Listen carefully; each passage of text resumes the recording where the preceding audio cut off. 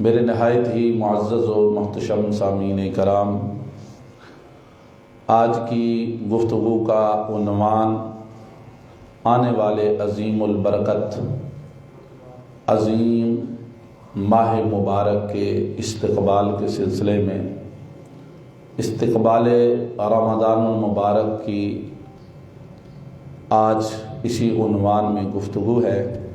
اللہ کریم حق بیانی کی توفیق عطا فرمائے، آپ سب کو سننے اور پھر ہم سب کو اس پر عمل کرنے کی توفیق عطا فرمائے۔ رمضان المبارک وہ عظیم بابرکت مہینہ ہے کہ جس ماہ مبارک میں اللہ کریم نے تعارف کرواتے ہوئے فرمایا شہر رمضان الذی انزل فیہ القرآن، کہ رمضان المبارک وہ بابرکت مہینہ ہے جس کے اندر ہم نے قرآن کو نازل فرمایا۔ تو جیسے قرآن عظیم ہے تو رمضان بھی عظیم ہے، قرآن کریم ہے تو رمضان بھی کریم ہے، جیسے قرآن برکتوں والا ہے تو رمضان بھی برکتوں والا ہے، جیسے قرآن کا کوئی بدل نہیں، کوئی ثانی نہیں، اس طرح رمضان کا بھی کوئی بدل نہیں، کوئی ثانی نہیں ہے۔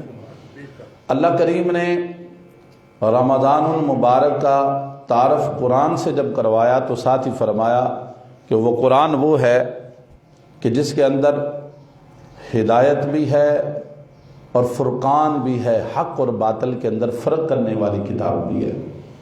اور فرمایا یہ ماہ مبارک، یہ رمضان، یہ جو ہم نے عطا کیا ہے ایمان والوں کو، یا اللہ یہ تو نے کیوں دیا ہے؟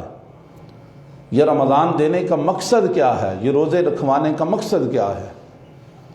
تو فلسفہ صیام اور رمضان کا جو مقصد ہے وہ اللہ کریم نے دوسرے مقام پر بیان کرتے ہوئے فرمایا، اس رکوع کے آغاز کی آیت میں فرمایا یا ایھا الذین آمنوا کتب علیکم الصیام کما کتب علی الذین من قبلکم لعلکم تتقون، اے ایمان والو تم پر روزے فرض کیے گئے جس طرح کہ تم سے پہلے لوگوں پر فرض کیے گئے، کس لیے؟ لعلکم تتقون، تاکہ تم متقی ہو جاؤ، پرہیزگار بن جاؤ۔ ہم نے تمہیں پرہیزگار بنانا ہے کیونکہ ہم نے قرآن بھی ہدایت پرہیزگاروں کو دیتا ہے، ہم نے جنت بھی پرہیزگاروں کے لیے رکھی ہے، تو ہم چاہتے ہیں کہ اس جنت کے تم سوداگر بن جاؤ، خریدار بن جاؤ، اللہ سے سودا کرنے والے بن جاؤ، جسے قرآن نے کہا ان اللہ اشتری من المؤمنین انفسهم واموالهم بان لهم الجنہ، اللہ رب العالمین نے ایمان والوں سے ان کے ایمان، ان کے مال اور جان کے بدلے اللہ رب العالمین نے انہیں جنت عطا کر دی، خرید کر جنت اللہ نے انہیں عطا کر دی۔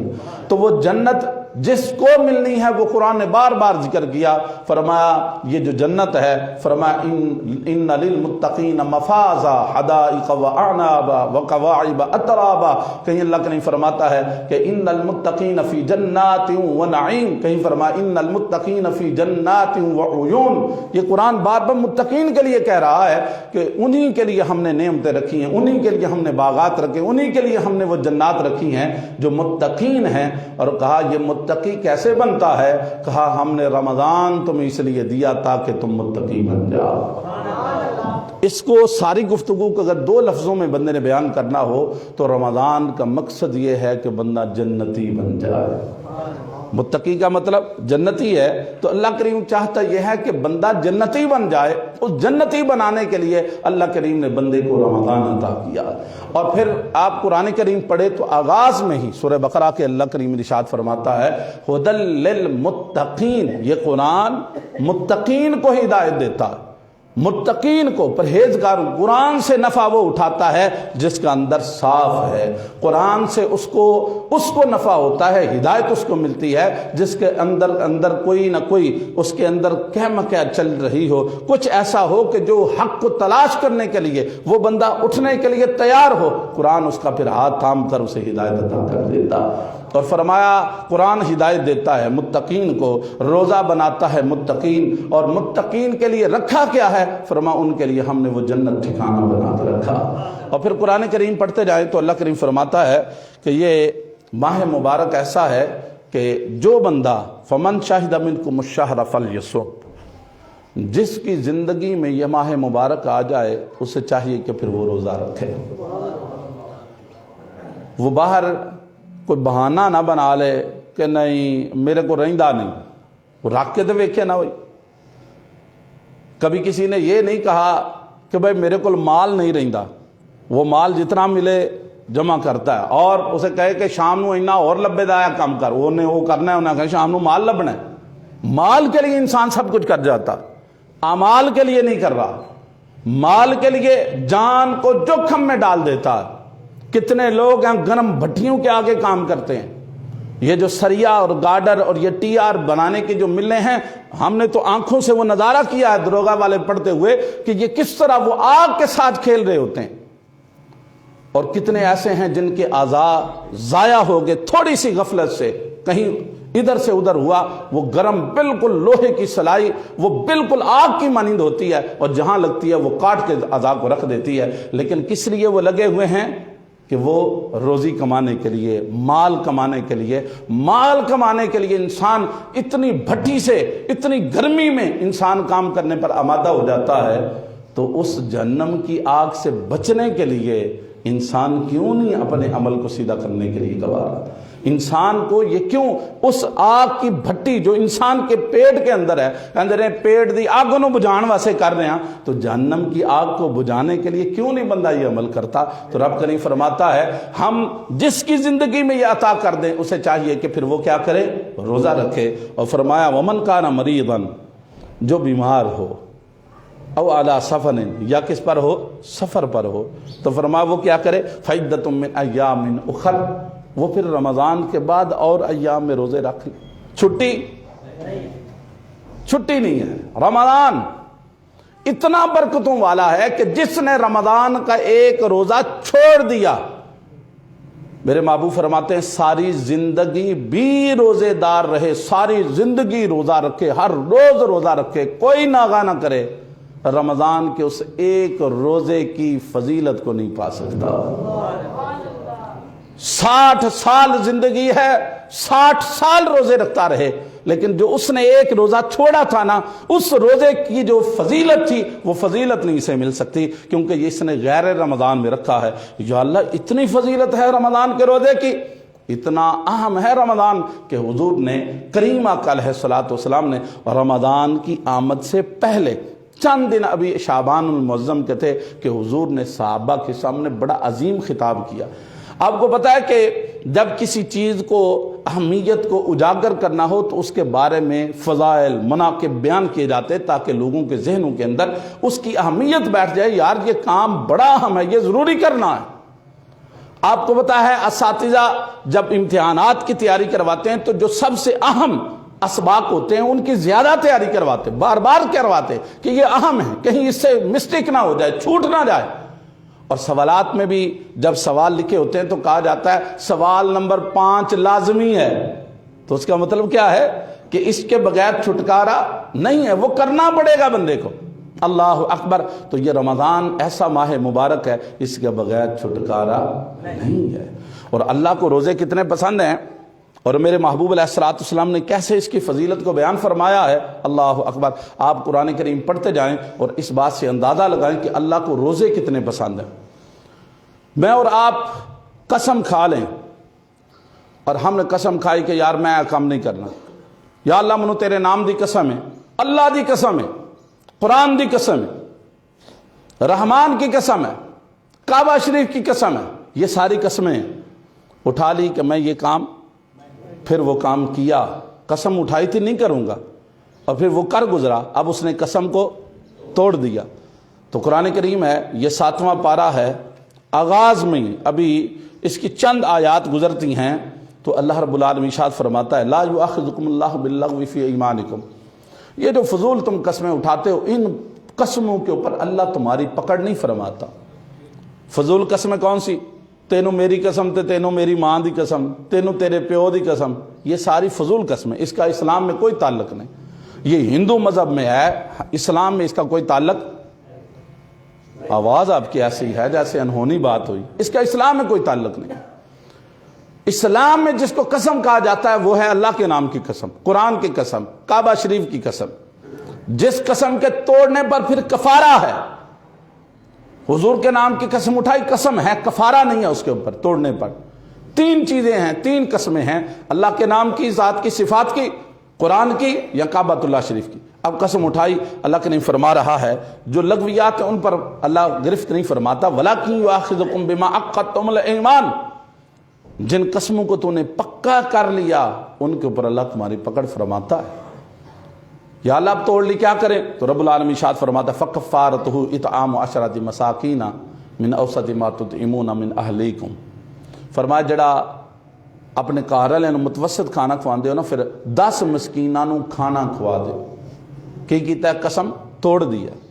پھر فرمایا مسکینوں کو کھانا نہیں کھلا سکتے تو پھر فرمایا او کسوتہم، انہیں کپڑے لے کے دے دو جو تم خود پہنتے ہو، ویسا متوسط سا لباس، 10 مسکینوں کو کپڑے لے کے دے دو۔ یہ بھی نہیں ہو سکتا یا اللہ میں خود مسکین ہوں، خود ماڑا ہوں، تو فرمایا پھر کیا ہے؟ فرمایا او تحریر رقبہ، غلام آزاد کر دو۔ یا اللہ غلام آزاد کرنے کی بھی استطاعت نہیں۔ چوتھے نمبر پر اللہ نے فرماتا ہے پھر فمن لم یجد، جو کھانا نہیں کھلا سکتا 10 مسکینوں کو، جو کپڑے نہیں لے کے دے سکتا 10 مسکینوں کو، جو غلام نہیں آزاد کر سکتا، فمن لم یجد، جو یہ نہ کر سکے، نہ پائے، تو پھر کیا کرے؟ فرمایا فصیام 3 ایام، پھر 3 دن کے روزے رکھے۔ اللہ، یا اللہ معافی نہیں ہوگی؟ کہا نہیں، معافی نہیں ہوگی۔ اس نے جو قسم اٹھائی میرے نام کی، میرے نام کی قسم اٹھا کر اس نے توڑ دی، میرے کلام کی قسم اٹھا کر اس نے پوری نہیں کی، میرے گھر کی قسم اٹھا کر اس نے توڑ دی، ایسا نہیں ہو سکتا۔ اسے اب یہ 3 روزے رکھنے پڑیں گے۔ اللہ اکبر، روزے اسے اتنے پسند ہیں، کہا آخری نمبر پر تمہارے لیے ہے کہ تم بچ نہیں سکتے ہو، بچو گے تب جب تم 3 روزے رکھو گے، ورنہ قیامت والے دن تمہاری پکڑ بڑی سخت فرمائے گا۔ اب پھر تھوڑا سا اور آگے بڑھیں تو رب العالمین نے ذکر فرمایا، آج 8 مارچ کا بھی دن ہے، عالمی پوری دنیا میں عورتوں کا دن منایا جا رہا ہے، خواتین کا دن ہے جی۔ اور کہیں ایسی بےہودہ خواتین کسی چوک کے اندر کھڑی ہو کے اسلام کے خلاف بکواس بھی کرتی نظر آئیں گی۔ گزشتہ سالوں میں اور آپ یہ سارے اخبارات، سوشل میڈیا، پرنٹ میڈیا، یہ سارا کچھ ہم دیکھ چکے ہیں۔ اللہ اکبر۔ اب میں اسی عنوان میں آپ کو 2 چیزیں گوش گزار کر دوں، روزے بھی گوش گزار کر دوں، اور جو اسلام نے عورت کو عزت اور مقام دیا ہے وہ بھی آپ کے گوش گزار کر دوں۔ یہ 28واں پارہ ہے۔ اللہ اکبر، اللہ اکبر۔ یہ بات ذہن کے خانے میں پکی کر لیں، عورت کو اگر عزت ملی ہے تو اسلام میں عزت ملی ہے۔ اسلام کے علاوہ عورت کو عزت نہیں ملی۔ جب بھی عورت کو عزت ملی ہے اسلام سے ملی۔ آپ اسلام سے پہلے عورت کا حال دیکھ لیں، بیٹی کے روپ میں دیکھیں زندہ دفن کر دی جاتی تھی، بہن کے روپ میں دیکھیں قتل کر دی جاتی تھی، بیوی کے روپ میں دیکھیں جب وہ ایام آ جاتے کمرے میں بند کر دی جاتی تھی، کتے کے آگے جیسے روٹی ڈالی جاتی ہے ایسے اس کے چھوئے ہوئے برتن کو چھوا نہیں جاتا تھا، اتنا اسے منحوس تصور کیا جاتا تھا۔ اور ماں کے روپ میں دیکھیں تو عورت کا حال یہ تھا، کبھی عکاظ کے، کبھی ذوالمجاز کے، کبھی مجنہ کے میلے میں ماں کو منڈی میں بیچ دیا جاتا تھا۔ اسلام سے پہلے عورت کو جس روپ میں آپ دیکھیں گے آپ کو لگے گا کہ یہ عورت اگر یتیم ہو تو سورہ النساء کا پہلا رکوع آپ پڑھ لیں، سارے کا سارا ان یتیم بچیوں کی کفالت کرنے والوں کو اللہ نے ڈرانے کے لیے بیان فرمایا۔ سورہ الانعام پڑھ لیں، پھر اللہ کریم نے بیان فرمایا۔ آپ سورہ مبارکہ بنی اسرائیل پڑھ لیں، 15ویں پارے کے اندر پھر اللہ نے ان کے حقوق بیان فرمائے، اور ان یتیم بچیوں کا خیال رکھنا، ان کے مال کو ہڑپ نہ جانا۔ اور جو تم نے طریقہ کار، جو مشرکین کے طریقہ کار تھے کہ ان میں جو بچیاں بڑی ہو جاتی تھی، بالغ ہو جاتی تھی، ان سے نکاح کر لیتے تھے کہ ان کی دولت حاصل ہو جائے، اور ان کے حقوق ان کو نہیں دیتے تھے۔ اللہ کریم نے اس کی بھی مذمت قرآن کے اندر بیان فرمائی۔ تو 2 جملوں میں بات یہ ہے، 2 لفظوں میں بات یہ ہے کہ عورت کو اگر عزت ملی ہے تو کہاں؟ اسلام میں عزت ملی۔ اسلام کے علاوہ عورت کو عزت نہیں ملی، اور جس نے ابھی بھی اس کے ذہن کے اندر کوئی سوئی اٹکی ہے تو مغربی معاشرے کی صورت آج بھی دیکھ سکتا ہے، نہ بہن کی کوئی عزت ہے، نہ ماں کی کوئی عزت ہے، نہ کوئی بیٹی کی عزت ہے، نہ کوئی کسی اور بیوی کہ ایک بیوی اگر کہا جاتا ہے کہ فلاں ملک کے اندر، نام نہیں لوں گا، فلاں ملک کے اندر ایک عورت 10 مردوں کے ساتھ رہتی ہے، اللہ اکبر، اور یہ سارے اس معاشرے کے سارے روپ ہیں، اور اسلام نے عورت کو ماں کے روپ میں بھی عظمت عطا فرمائی، بیٹی کے روپ میں دیکھے پھر بھی عظمت عطا فرمائی، بہن کے روپ میں دیکھے پھر بھی عظمت عطا فرمائی ہے، اور اگر بیٹی ہے، اگر بہن ہے، اگر بیوی ہے، اگر ماں ہے، یہ 4 بڑے مقدس رشتے ہیں، اسلام ہی نے انہیں عظمت عطا فرمائی۔ 28واں پارہ ہے، خاتون ہیں، صحابیاں ہیں، نام ہے ان کا خولہ بنت ثعلبہ رضی اللہ تعالیٰ عنہ۔ ان کے خامد ہے اور اوس بن ثابت بھی ہے، سامت بھی ہے، دونوں جو ہے نا شارحین نے نام لکھے ہیں۔ تو وہ انہوں نے ان سے زہار کر لیا۔ زہار یہ ہے کہ کوئی بندہ اپنی بیوی کو سادہ لفظوں میں کہ ان عورتوں سے تشبیہ دے لے کہ جن سے اس کا نکاح نہیں ہو سکتا، یعنی وہ کہہ رہے میرے واسطے تو انجے میں میری ماں پہن، سادہ لفظوں میں یہ بات سمجھ۔ اب جس نے یہ کہہ لیا، اب وہ بیوی اس پر حرام بھی ہے نہیں ہے اور حلال بھی نہیں ہے، طلاق بھی نہیں ہوئی اور اس کے لیے حلال بھی نہیں ہے۔ اب وہ دور جہالت میں اس زہار کو طلاق سمجھا جاتا تھا۔ اب حولہ بنت ثعلبہ حضور کی بارگاہ میں آئیں اور عرض کی، یا رسول اللہ صلی اللہ علیہ وسلم، میرے شوہر اوس نے میرے ساتھ زہار کر لیا، اور حضور میں بوڑھی ہو چکی ہوں، میں کہیں اور تو جا نہیں سکتی، حضور پیکا تو ختم ہو چکا ہے، اور شوہر جو ہے وہ مجھ سے زہار کر چکا ہے، یا رسول اللہ صلی اللہ علیہ وسلم، بچوں کو اپنے پاس رکھوں، کفالت نہیں کر سکتی، مر جائیں گے، اگر اس کے پاس رکھوں تو وہ سنبھال نہیں سکے گا، پھر مر جائیں گے، حضور جاؤں تو کہاں جاؤں؟ اب بات کہیں نہیں تھی بن رہی تو حضور کے دربار میں آ کے کہہ رہی ہے۔ تو میرے محبوب علیہ الصلوۃ والسلام نے فرمایا کہ تمہارے اس مسئلے کا اللہ کی کتاب کے اندر میں کوئی حکم نہیں پاتا ہوں، کوئی حکم نازل ہی نہیں۔ اس خاتون نے پھر اللہ کے دربار میں کہا، یا اللہ میری شکایت تو پھر تیرے دربار میں ہے کہ تو نے آج تک اس بندی جس نے تیرا کلمہ پڑھا، تیرا دین قبول کیا، اس بندی کے اس مسئلے کے لیے آج تک تو نے اپنی کتاب کے اندر حکم ہی نازل نہیں کیا۔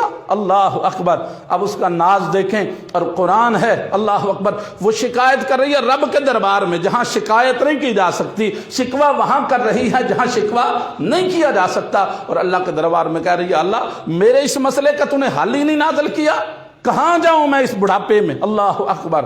اور یہ تھا کہ ہم عائشہ صدیقہ رضی اللہ تعالی عنہا، آپ نے بازو پکڑا اور جھنجھوڑا، کہا خاموش ہو جاؤ، حضور کی پیشانی پر پسینے کے آثار ہیں، مجھے لگتا ہے تیرے لیے کوئی حکم نازل ہو رہا ہے، خاموش ہو جا، اللہ اکبر، مجھے لگتا ہے کوئی وحی نازل ہو رہی ہے۔ اب تھوڑی دیر گزری اور حضور پھر بولے، اور کیا یہ سورہ مجادلہ کی آیات ہیں، اس کا نام بھی سورہ مجادلہ، مجادلہ کہتے ہیں باہمی کسی سے لڑائی کرنا۔ اب وہ اللہ اور رسول کی بارگاہ میں آ کے اپنی شکایت پیش کر رہی ہے، لیکن جس نے کلمہ پڑھا ہو، مسلمان ہو، عورت ہو، اور اللہ کریم، اللہ اور اس کے رسول نے اسے درجہ یہ دیا ہے، وہ جب شکایت کرتی ہے اللہ قرآن نازل کر دیتا۔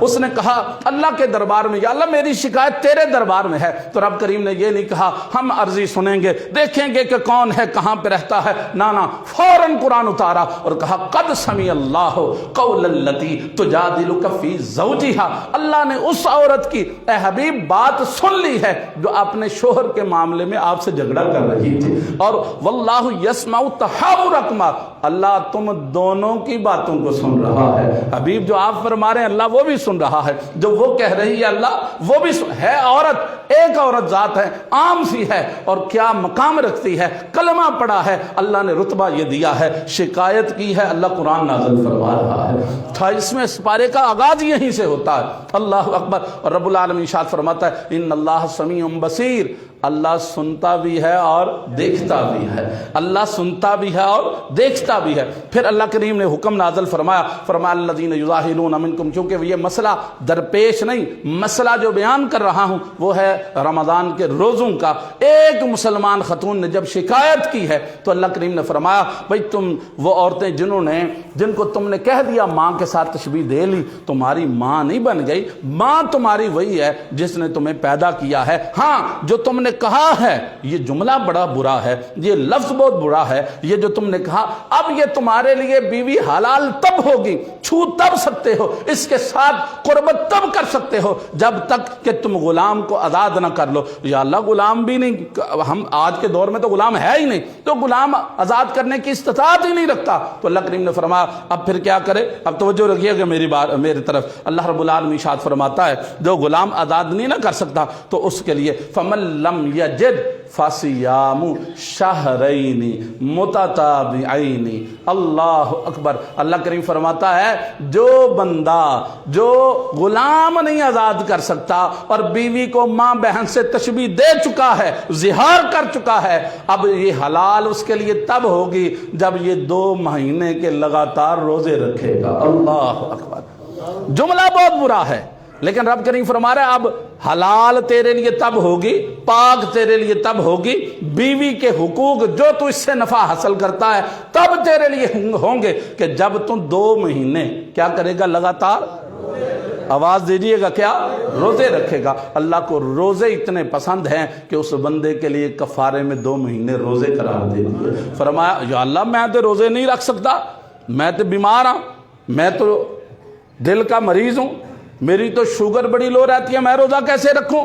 اور پھر لگاتار 2 مہینے 59 رکھ کے انہیں کیا چلو کل ویاہ کھا کے پرسوں پھر ایک رکھاں دے انہیں پھر دوبارہ رکھنے سے لگاتار۔ قرآن کے الفاظ ہیں شہرین متتابعین، پے در پہ لگاتار 2 مہینے روزے رکھنے۔ اللہ اکبر۔ یا اللہ روزے نہیں رہتے تو پھر تیسری آپشن بیان کی، اللہ کریم نے فرمایا پھر کیا کرے؟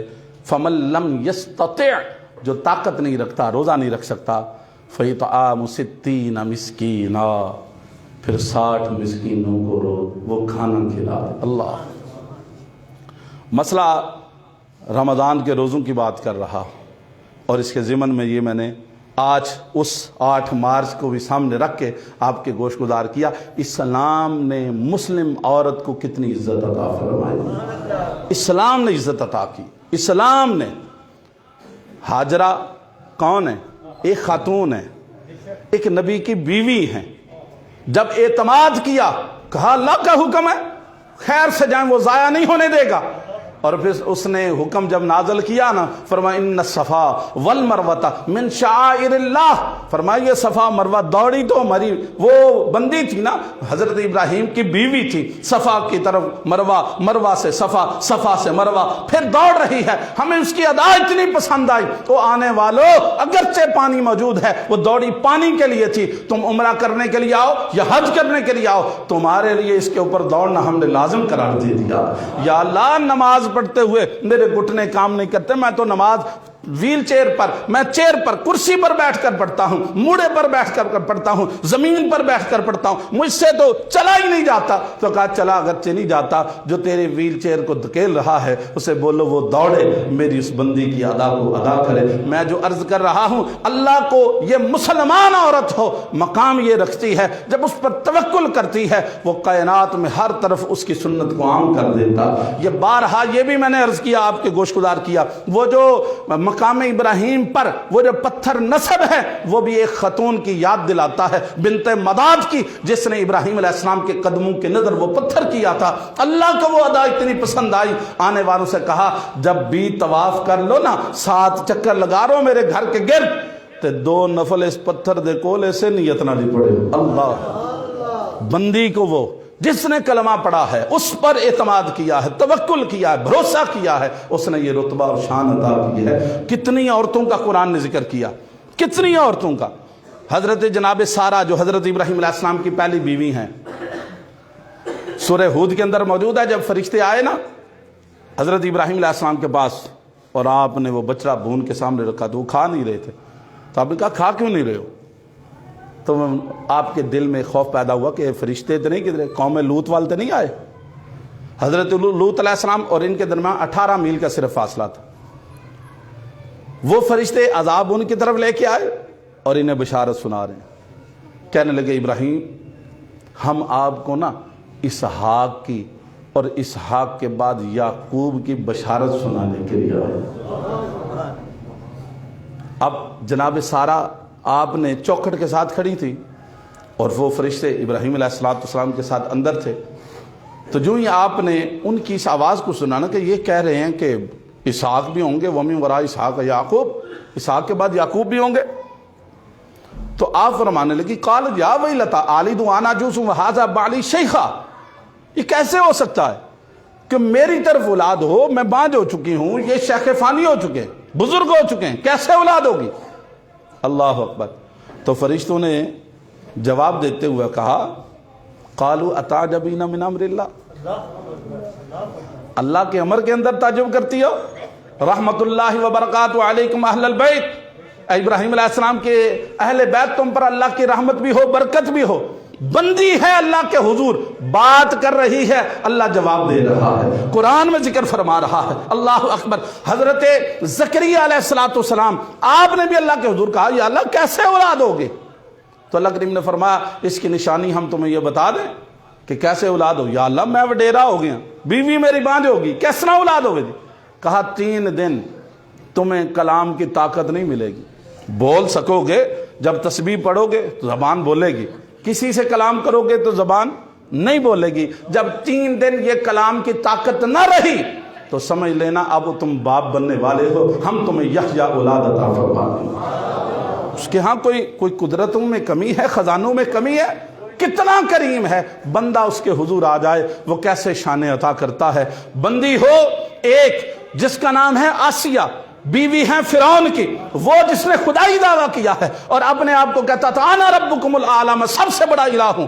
جب اس کی بیوی موسیٰ علیہ السلام پر ایمان لے آئیں اور کیا تھا، اس نے اس سزا کے طور پر آپ کو ایسے جکڑ دیا اور ایسے، صاحب جلالین نے لکھا ہے کہ ہاتھوں میں میخیں کیل ٹھوک دیتا، نازک جسم کے اوپر چکی کے پڑ رکھ دیتا، 2 پہرے دار کھڑے کرتا، کوئی بندہ اسے پانی نہ پوچھے، کوئی سایہ نہ اس کے اوپر کرے، حال نہ پوچھے۔ موسیٰ علیہ السلام کا گزر ہوا تو آپ کہنے لگی اے موسیٰ علیہ السلام آپ اللہ کے حضور میرے لیے دعا کرے نا، اللہ اپنے پاس جنت میں میرا مکان بنا دے۔ سن رہے ہیں آپ؟ میں آپ کے گوش گزار کر رہا ہوں۔ یہ آج جو دن پوری دنیا میں منانے کے لیے عورتیں کہیں، میں باحیا عورتوں کی بات نہیں کر رہا، میں ان کی بات کر رہا ہوں جو بے کرداری ہیں، جو بے حیا ہیں، ان کی بات، جو اسلام کے بغاوت کے جملے بولیں گی، مجھے آزادی چاہیے، مجھے یہ چاہیے، مجھے وہ۔ اسلام نے انہیں آزادی عطا کی ہے، اسلام نے انہیں سب کچھ دیا ہے، اسلام کے علاوہ دیکھیں عورت کی کوئی عزت نہیں ہے۔ اسلام نے عورت کو عزت دی ہے لیکن کہا 4 دیواری کے اندر رہنا، ہم تمہاری عزت کے بھی محافظ ہیں، تمہاری عظمت کے بھی محافظ ہیں، تمہارے جسم کے اوپر جو لباس ہے ہم اس لباس کی بھی عظمت بیان کرتے ہیں۔ آپ نے دیکھا ہو کبھی، یہ کتنی کتابیں پڑھی ہوتی ہیں لائبریری میں، کبھی کسی کے اوپر غلاف ہوتا ہے؟ لیکن جس کے اوپر غلاف چڑھا ہو تو دماغ میں کیا تصور آتا ہے؟ یہ کون سی کتاب ہے؟ یہ قرآن ہے۔ عدالت میں پیش کیا جائے، غلاف چڑھا ہو، تصور پہلے ابھرتا ہے یہ کیا ہے؟ یہ قرآن ہے۔ تو جو عظمت والی ہوتی ہے اس کے اوپر غلاف ہوتا ہے، اور یہ اس کتاب کی جس طرح عظمت کا ٹھکانہ ہے اس کی عظمت کو بیان کرتی ہے، ایسے ہی مسلمان عورت کی عظمت کو بھی برقع، اس کا پردہ بیان کرتا ہے۔ اور اللہ کریم نے قرآن کریم میں فرمایا وَقَرْنَ فِي بُيُوتِكُنَّ وَلَا تَبَرَّجْنَ تَبَرُّجَ الْجَاهِلِيَّةِ الْأُولَى، اپنے آپ کو گھروں کے اندر محصور رکھو اور جاہلیت اولا کی عورتوں کی طرح بے پردہ نہ پھرو۔ یہ قرآن کے احکام ہیں۔ اللہ اکبر۔ اور قرآن، حضرت جناب آسیہ نے جب یہ کہا تو موسیٰ علیہ السلام جو اللہ کے ساتھ کلام کرنے والے نبی کلیم ہیں، آپ نے نگاہ اٹھائی اور کہنے لگے کہ آپ کا اس وقت جو مقام ہے نا، استقامت ایمان کی وجہ سے، ایذا اور تکلیف پر صبر کی وجہ سے، آپ اللہ کے حضور خود دعا کریں، وہ آپ کی دعا کو رد نہیں فرمائے تھے۔ تکلیفوں میں جکڑی ہوئی جناب آسیہ نے جب اللہ کے حضور کہا، اللہ نے ان لفظوں کو قرآن کے اندر بیان فرمایا۔ یہ شان ہے ایک مسلمان خاتون کی، اللہ کریم نے قرآن کے اندر ان جملوں کو نقل کرتے ہوئے فرمایا، رب العالمین ارشاد فرماتا ہے، آپ جب کہہ رہی تھی حضرت موسیٰ علیہ السلام سے آپ دعا کریں، آپ نے کہا آپ خود دعا کرو، اللہ تمہاری دعا کو کبھی رد نہیں کرے گا، تو آپ نے کہا قال رب ابن لی عندک بیتا فی الجنہ، اے اللہ جنت میں اپنے پاس میرا مکان بنا دے۔ وہ جنت جس کا عرش جس کا چھت اللہ کا عرش ہے، اس جنت کے اپنے پاس مکان بنا دے۔ اللہ کریم نے ایسی دعا قبول کی، نہ صرف وہ جنت عطا کی بلکہ جنت میں اپنے محبوب کی زوجہ بننا بھی نصیب فرما دیا۔ یہ عظمت ملی، یہ کس وجہ سے ملی؟ ایمان پر استقامت کی وجہ سے، اسلام پر ایمان پر ڈٹے رہنے کی وجہ سے، اللہ اور اس کے رسول کے حکم کو ماننے کی وجہ سے اللہ کریم نے عظمت عطا فرما دی۔ آج بھی خاتون اگر اپنے آپ کو اسلام کے اوپر کار بند کر لے، آج بھی اسلام اسے عظمت عطا کرتا ہے۔ اللہ اکبر۔ بات جو عرض کر رہا تھا وہ رمضان کی، یہ ضمن کے اندر میں نے بات کی، رمضان المبارک اور رمضان کے روزے اللہ کو یہ پسند ہیں۔ میرے محبوب علیہ السلام رمضان کا تعارف کروا رہے ہیں، چند دن ابھی رہتے ہیں شعبان کے آخری ایام میں، رمضان آنے والا ہے، جیسے کہ آج جمعہ ہے اور چند دن بعد منگل یا بدھ کو رمضان کا آغاز ہو جائے۔ تو میرے محبوب علیہ السلام آپ فرمانے لگے، میرے صحابہ تمہارے پاس عظیم مہینہ آنے والا ہے، شہر عظیم، شہر مبارک، برکت والا مہینہ ہے۔ اور پھر حضور فرمانے لگے وہ ایسا مہینہ ہے یزاد فیہ رزق المؤمن، اس کے اندر مومن کا رزق بڑھا دیا جاتا ہے۔ ایسا مہینہ ہے مومن کا رزق اس کے اندر بڑھا دیا جاتا ہے۔ اور پھر میرے محبوب علیہ السلام فرمانے لگے ایسا بابرکت مہینہ ہے، اس بابرکت مہینے کی مثال جب حضور نے بیان فرمائی، فرمایا وَهُوَ شَهْرُ الصَّبْرِ، وہ تو صبر کا مہینہ ہے، صبر سکھانے کے لیے آتا ہے، برداشت سکھانے کے لیے آتا ہے کہ سامنے سب کچھ پڑا ہو، اللہ رسول کا حکم ہے کہ نہیں کھانا تے نہیں کھانا، اللہ اکبر۔ اور کیا ہے میرے محبوب علیہ السلام کریم آقا علیہ السلام فرماتے ہیں وَالصَّبْرُ صَوَابُهُ الْجَنَّةُ، صبر کا بدلہ اللہ نے جنت کی شکل میں رکھا۔ پھر حضور فرماتے ہیں وہ مہینہ ایسا ہے، اس کے اندر ایک رات ایسی ہے، اللہ اکبر، لیلۃ خیر من الف شہر، اس کے اندر ایک رات ایسی ہے جو 1000 مہینوں کی عبادت سے بہتر ہے۔ ایک طرف 1000 مہینہ بندہ عبادت کرے اور ایک طرف لیلۃ القدر کو پا لے، اس نے اس سے بہتر عبادت کو پا لیا، بہتر، اللہ اکبر۔ صحابہ نے عرض کی حضور ہم سے پہلی امتیں اتنی زیادہ طویل ان کی عمریں تھیں، ہماری عمریں تھوڑی ہیں، ہم ان میں اجر میں کیسے مقابلہ کر سکتے ہیں؟ میرے محبوب فرمانے لگے اللہ نے تمہیں لیلۃ القدر عطا فرمائی ہے، جو بندہ اس کو پا لے گا وہ 1000 مہینوں کی عبادت سے بہتر رات ہے، اللہ اکبر۔ اور پھر آپ توجہ فرمائیں، میرے محبوب فرماتے ہیں جو بندہ ومن فطر فیہ صائما، جو بندہ کسی روزے دار کا اس ماہ میں روزہ کھلوائے، حضور کتنا اجر ملے گا؟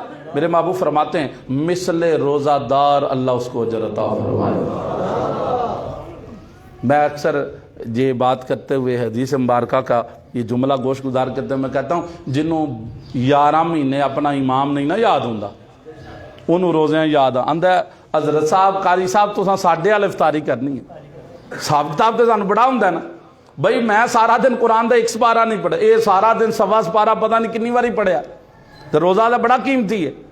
تو جب جتنا روزے دار کا اجر کھلوانے والے کو بھی اتنا ہی اجر، تو صحابہ نے عرض کی یا رسول اللہ صلی اللہ علیہ وسلم ہم میں تو ہر بندہ یہ استطاعت ہی نہیں رکھتا کہ وہ سمجھے کہ شاید کہ پیٹ بھر کے کھانے کی بات ہو رہی ہے۔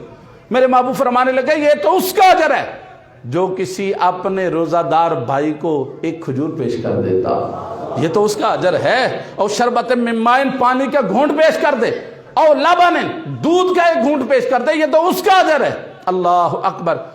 میں اکثر کہتا ہوں یہ بات اتنا تو بندہ کر سکتا ہے، تھوڑا سا اپنے دل کو لالچ کے اس گھروندے سے نکال لے اور اپنے دل کو سخاوت والے اس چوک کے اندر لا کر رکھے، اور کیا کرے کہ جو گھر سے کھجوریں لے کے آیا ہے نا وہ کسی بھائی کے ساتھ صرف تبدیل ہی کر لے، یار اتنا تو کر سکتا ہے نا، اپنی کھجوریں اسے دے دے اور وہ اپنی کھجوریں اسے دے دے، اس کا اجر بھی ملے گا، اپنا اجر بھی ملے گا۔ اور میرے محبوب علیہ السلام فرمانے لگے یہ تو اس کا اجر ہے جو کسی کو گھونٹ پانی کا پیش کر دیتا ہے، دودھ کا پیش کر دیتا ہے، کھجور پیش کر دیتا ہے، اور فرمایا ومن اشبع صائما سقى الله من حوض شربة لا يظمأ حتى يدخل الجنہ، جو کسی روزے دار کو پیٹ بھر کے کھانا کھلائے اللہ اسے اب میرے حوض کوثر سے سیراب فرمائے گا۔ حوض کوثر کی حضور نے ساتھ تاثیر بھی بیان فرمائی، اس پانی کی تاثیر کیا ہے؟ قدر ہو نہ تو پھر ہے، گرمی آئے گی نا تو پانی کے جگہ جگہ آپ دیکھیں گے لوگ ٹپ لے کر بیٹھے ہوں گے، پانی پلائیں گے، انہیں پتا ہے کہ اب پیاسا ہے ہر کوئی، اب پانی پلانے کا بڑا اجر ہے، بڑا اجر ہے۔ تو حوض کوثر کا پانی اس وقت کہ جب زمین تانبے کی ہو، آج سورج چوتھے آسمان پر پشت ہماری طرف ہے، اس دن چہرہ ہماری طرف ہوگا اور 1.25 میل پر ہوگا، زمین تانبے کی ہوگی، نفسا نفسی کا عالم ہوگا، اور زبان جو ہے نا وہ خشک ہو کے کانٹا ہو جائے گا۔ اس وقت اس ماحول میں ہر ایک کو پانی کی طلب ہوگی کہ نہیں؟ اور پانی کی نہ واقع تھا یار دریا کا دی لبے نہ تو وہی پی جا، لیکن فرمایا میرے محبوب فرماتے ہیں اس ماحول میں اللہ اس کو میرے حوض کوثر کا پانی عطا کرے گا کہ جس نے کسی روزے دار کو پیٹ بھر کے پانی کھانا کھلایا ہوگا۔ اور کیا ملے گا؟ کیا صرف یہ کہا نہیں، اس پانی کی تاثیر یہ ہے کہ جس نے ایک دفعہ پی لیا جب تک جنت میں داخل نہیں ہو جاتا تب تک اسے پیاس نہیں لگے گی۔ اللہ اللہ اکبر، اللہ اکبر، اللہ اکبر۔ اور میرے محبوب فرماتے ہیں پھر کریم آقا علیہ السلام نے فرمایا اولہ رحمت واوسطہ مغفرۃ وآخرہ عتق من النار، وہ مہینہ ایسا ہے جس کا پہلا عشرہ رحمت ہے، درمیانہ عشرہ مغفرت ہے، اور آخری عشرہ جہنم سے سند مل جائے گی، سند مل جائے گی کہ اس کو جہنم سے ہم نے آزاد کر دیا، سند مل جائے گی، اس کے بعد سرٹیفکیٹ ہوگا۔ کب ملے گا؟ کہا جو بندہ یہ رمضان کے سارے روزے رکھ لیتا۔ حضور فرماتے قیامت والے دن جب بندہ آئے گا رمضان بھی شفاعت کرے گا، قرآن بھی شفاعت کرے گا۔ رمضان کہے گا یا اللہ انہوں میں سارا دن کھان پین نہیں دیتا کوئی، اور قرآن کہے گا یا اللہ اسے میں نے ساری رات سونے نہیں دیا۔ ساری رات تو نہیں، چلو یار بندہ 20 تراویاں تے پڑھ سکتا ہے، بڑا اوکھا جواب دینا جی کتنی؟ نفس ہے نا، نفس تو جو ہوائے نفس ہے نا، تو نفس کے لیے یہ چیزیں بڑی شاک ہیں۔ نماز پڑھنا نفس کے لیے بڑا مشکل ہے کہ آسان ہے جی؟ تو جہاں نفس کی بات آئے نا، اور دوسری طرف نفس کی مثال کیا ہے کہ اگر بندہ طلاق دے بیٹھے، وہ کئی کالے ہوندے نا غصے دے ایکو واری فیر کٹ دیندے، خلاف سنت بھی ہے، خلاف قانون بھی ہے۔ ہر مہینے میں ایک پاکی کے ایام میں یا اس کو عقل آ جائے گی یا اس کو عقل آ جائے گی۔ اب بڑی توجہ طرف بات ہے، 3 دے لیتا ہے نا تو پھر وہ ریلیف مانگتا ہے، کبھی کہیں کبھی کہیں کہیں کہیں سے مجھے کوئی ریلیف مل جائے۔ نفس کا پجاری ہے نا، تو انہوں کدھروں پاویں نہ بھی لبے نہ کہ نہیں او فلانے کو میں سنے آندے نے 1000 واری بھی آکے تے ایکو ہی ہے، 1000 واری بھی آکے تے کیوں؟ نفس یہ کہتا ہے نا، نفس کو یہ بات اچھی لگتی ہے، نفس اس کے بغیر نہیں رہ سکتا، یہ نفس کے لیے بڑی اس کے لیے طلب کی بات ہے۔ تو نفس کہتا ہے کہ نہیں اجے بھی تیری ہے، تو جہاں نفس پر مشکل ہے نماز، وہاں نہیں 20 نہیں 8 نہیں 20 کدوں نے۔ اللہ اکبر، اللہ اکبر، اللہ اکبر۔ اب تو سعودی عرب کے علماء نے بھی، سعودی عرب کے آج ہی میں سن رہا تھا کلپ، انہوں نے کہا ہے کہ پوری تاریخ میں اس سے بڑی بدعت کوئی نہیں کہ کوئی بندہ 20 کو 8 کہے۔ کسی امام نے، نہ شافعی، نہ حنبلی، نہ مالکی، نہ حنفی، کسی نے 8 کا تصور پیش ہی نہیں کیا۔ اللہ اکبر۔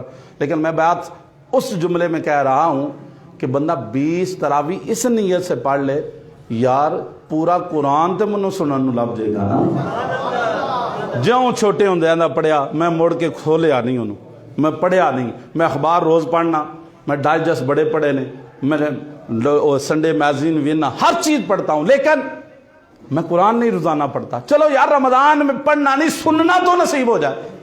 اتنا عہد کر سکتا ہے بندہ اپنے ہاتھ؟ آواز مجھے بتاتی ہے کتنا بڑا آپ بولیں گے تو پھر ہی شیطان کمزور پڑے گا. اور رمضان میں شیطان تو حضور فرماتے قید ہوتا ہے, تو پھر بھی نماز نہیں پڑھنے آیا, تو پھر آپ بتائیں کہ اس کے اندر کتنا بڑا ہے.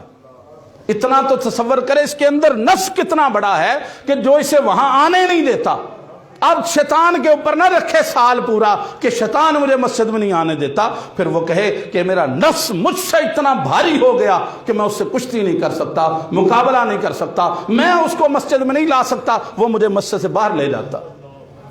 تو بات تو توجہ طلب یہ ہے کہ اس نیت سے پڑھیں گے پورا قرآن سننے کے لیے مل جائے. اور یہ تو اللہ کی رحمت ہے ہماری مسجد والوں کو, سال میں ویسے بھی 5 دفعہ رمضان کے علاوہ بھی پورا قرآن سننے کے لیے ملتا ہے کہ نہیں ملتا. اور یہ اللہ کا خاص کرم ہے. اور ہمارے کئی دوست جو باہر سے آتے ہیں نماز جمعہ پڑھنے کے لیے دور دراز سے, وہ کہتے ہیں یار جتنی مسجدیں ہیں ہم جاتے ہیں تو دل کرتا بس چلیے, اس مسجد میں آتے ہیں دل کرتا بیٹھے رہے. کیوں؟ ماجرا کیا ہے؟ یہاں قرآن کا نور موجود ہے, یہ قرآن پڑھا جاتا ہے سب سے زیادہ. ہمارے کتنے بزرگ ہیں نمازیوں میں جو بہت زیادہ کثرت کے ساتھ قرآن پاک کی یہاں تلاوت کرتے ہیں مسجد کے اندر. تو بات جو عرض کر رہا ہوں یہ کہ 2 قرآن بھی شفاعت کرے گا, رمضان بھی. تو قرآن کہے گا یا اللہ ان میں راتی ساؤنڈ نہیں سی دیتا جی, تو بندہ اتنا تو کہہ سکتا ہے ساری رات نہیں جاگ سکا لیکن کچھ لمحے یا اللہ میں نے تیرے قرآن کو سننے کے لیے وہاں پہ مسجد میں گزارے, میں نے تیری بارگاہ میں حاضری کے گزارے ہیں. اللہ کرے مجھ کو اور آپ کو اللہ صحت کے ساتھ رمضان المبارک نبھانے کی توفیق عطا فرمائے. اور یہ بھی پتہ نہیں میرے اور آپ میں کتنے ہیں جن کے مقدر میں ابھی بھی نہیں آئے گا, اور جس کے رمضان نصیب میں نہیں ہے وہ پہلے پتہ نہیں کون, اور جس کے نصیب میں ہو جائے اور وہ یہ سمجھ کر رمضان کے روزے رکھے پتہ نہیں شاید آخری ہو, پتہ نہیں دوبارہ زندگی میں یہ میسر آئے کہ نہیں. اللہ پاک مجھ کو اور آپ کو ہمت دے, طاقت دے, اور ہمیں رمضان المبارک کا ادب احترام کرتے اللہ رب العالمین رمضان کے روزے رکھنے اور عبادات اور نماز تراویح اور قرآن پاک کی سنگت عطا فرمائے. وآخر دعوانا الحمدللہ رب العالمین.